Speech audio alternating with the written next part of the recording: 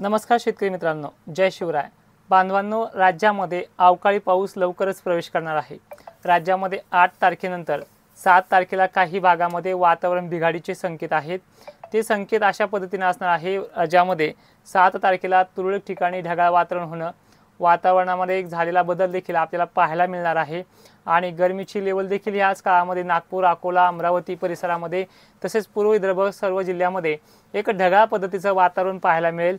नागपूरमध्ये, अकोल्यामध्ये, बुलढाण्याच्या उत्तर भागामध्ये किरकोळ ढगाळ वातावरण आणि हलक्या पावसाची शक्यता देखील याच काळामध्ये वर्तवण्यात येते आहे. मित्रांनो, 8 तारखेनंतर पुन्हा वातावरणाचं रूप पूर्णपणे बदलणार आहे.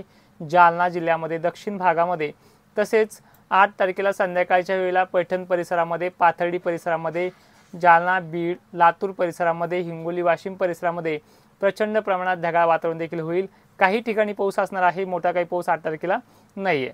9 तारखेला राज्यामध्ये नागपूर जिल्ह्यामध्ये, चंद्रपूर जिल्ह्यामध्ये, गडचिरोली जिल्ह्यामध्ये पावसाच्या सरी कोसळायला सुरुवात होईल. त्याच काळामध्ये 9 तारखेला नाशिक पट्ट्याच्या दक्षिण भागामध्ये, पुणे वगैरे पट्ट्यामध्ये सुद्धा ही कंडिशन उद्भवणार आहे.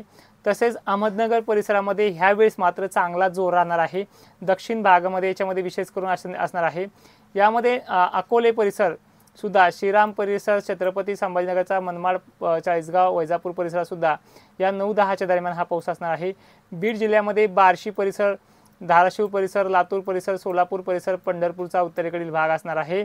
बारामती परिसरामध्ये हाय प्रेशर क्रिएट होणार आहे. त्यामुळे बारामतीचा पाऊस थोडा चालढकलपणा देखील करणार आहे. तसेच नागपूर जिल्ह्यामध्ये तुरळक ठिकाणी हा 9 तारखेचा पाऊस असणार आहे. तर 10 तारखेची कंडिशन सुद्धा राज्यामध्ये बऱ्याच ठिकाणी आपली क्रिएटिव्हिटी दाखवणार आहे आणि प्रेशरची शक्यता देखील जास्त प्रमाणात वाढणार आहे. उदाहरणार्थ, राज्यामधल्या या पावसाचा फटका हा दक्षिण महाराष्ट्रामध्ये सुद्धा आपल्याला पाहायला मिळणार आहे. त्यात पुणे परिसर, सातारा, कोल्हापूर परिसर, पंढरपूर परिसर देखील या भागामध्ये पाहायला मिळणार आहे. जालन्यामध्ये सुद्धा पावसाच्या सरी ह्या 10 तारखेला बरसतील. भोकरदन परिसर, सिल्लोड परिसरात सुद्धा याच काळामध्ये पाऊस मेघगर्जनेसह असणार आहे. देऊळगाराच्या परिसरात सुद्धा या कालखंडामध्ये पाऊस असणार आहे. पण मित्रांनो, याच्यामध्ये वारे देखील जोराने त्याचप्रमाणे आहे. त्यामुळे पावसाचा जोर हा वाऱ्यावरती डिपेंड असणार आहे. परभणी परिसरात, वसमत परिसरात सुद्धा हा पाऊस क्रिएटिव्हिटी दाखवणार आहे. हिंगोली, यवतमाळ, पुसद, डिग्रस परिसरात देखील हा पाऊस आपली मजल दाखवतो आहे. लातूर जिल्ह्यामध्ये, उत्तर भागामध्ये हा पाऊस आपला प्रभाव देखील दाखवणार आहे. त्यामध्ये पूर्व भागातले निलंगा, अहमदपूर, देऊळगूर जे नांदेडचा परिसर आहे. बीड जिल्ह्यात देखील पाऊस हा वडवणी, गेवराई परिसर पट्ट्यामध्ये देखील असणार आहे. जालन्यातील घनसावंगी परिसरात सुद्धा 10 ते 11 तारखेदरम्यान हा पाऊस आपला बदल दाखवणार आहे. आणि याच काळामध्ये मात्र वारे सुद्धा भरभर जोराने वाहतील. त्यामुळे काही ठिकाणी हा पाऊस देखील टिकण्याची शक्यता देखील कमी आहे. पण मित्रांनो, सोलापूर, सातारा, सांगली परिसरात देखील या 10 तारखेपासून चित्र बदलते. हा येणारा जो पाऊस आहे हा जवळपास एक आठवडाभर चालण्याची शक्यता देखील दाट आहे.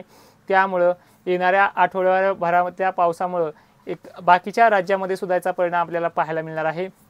तो देखील महत्त्वाचा संदेश देऊयात. पण 10 आणि 11 तारखेचा पाऊस हा महाराष्ट्रातल्या परभणी, छत्रपती संभाजीनगर, जालना, बीड, वडवणी, लातूर परिसर, सोलापूर, सांगली, सातारा, पंढरपूर एरिया, नाशिक पट्ट्यामध्ये वारे जोराने वाहतील. त्यामुळे पाऊस फारसा टिकण्याची शक्यता कमी आहे. मालेगाव परिसरात देखील काही ठिकाणी हा पाऊस असणार आहे. चंद्रपूर, वर्धा परिसरात देखील हा पाऊस असणार आहे. आणि विशेष करून 11-12 तारखेनंतर राज्यामधल्या सर्व जिल्ह्यामध्ये पावसाचा जो मेघगर्जना आहे, वादळी वारे जे आहे ते पाहायला मिळणार आहे. मित्रांनो, हा मागच्या पावसापेक्षा जरा अकराळ-विकराळ रूप धारण करण्याची शक्यता दाट आहे.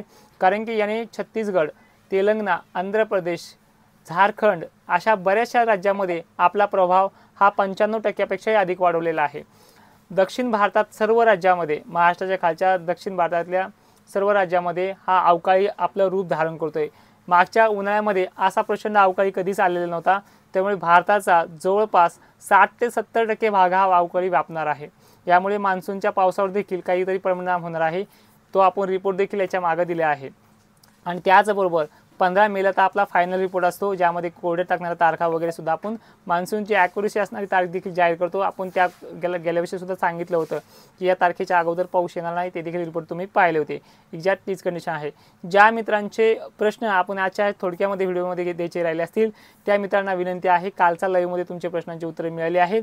त्याची लिंकसुद्धा आपण कमेंट बॉक्समध्ये पिन करूयात. आजच्या व्हिडिओमध्ये एवढंच. उद्याच्या लाईव्ह मात्र आपण व्हिडिओमध्ये घेऊयात. धन्यवाद. जय शिवराय.